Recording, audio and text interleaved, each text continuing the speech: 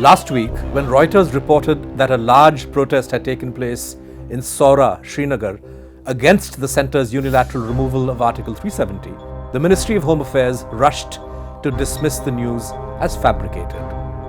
A few days later, the MHA changed tack and admitted there had been a protest, but said it was the handiwork of miscreants.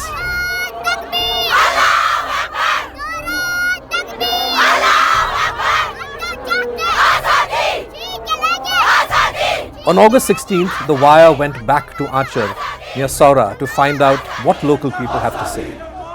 This time, we came across a protest that seemed almost as large as the last one. Thousands of men, women and children had gathered to protest the centre's move.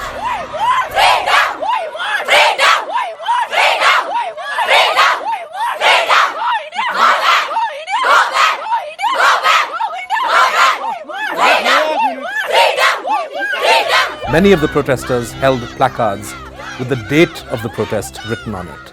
They said this was done to counter claims that media outlets around the world had been publishing old protest footage to show the situation in Kashmir. Placards against mainstream Indian TV channels were also raised, accusing them of not portraying the real situation in Kashmir. On the other hand, some placards were raised in gratitude for the coverage done by BBC and Al Jazeera, the two media outlets which were heavily trolled by the right wing on social media for publishing stories about the clashes between protesters and the security forces in Soura on August 9th.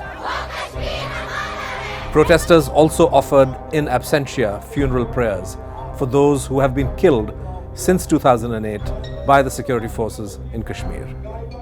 The centre has done away with Kashmir's special status, but the state's flag has not made way for the Tiranga on the streets. Protesters held aloft flags of so-called Azad Jammu Kashmir on the Pakistani side of the line of control, and not even the red flag of Jammu and Kashmir.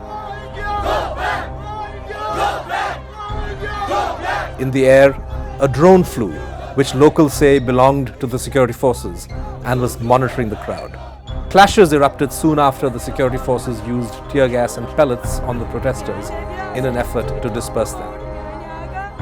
Locals say the mood of the valley can be gauged from the mood in Anchar. But only when all restrictions are lifted will the actual picture become clear.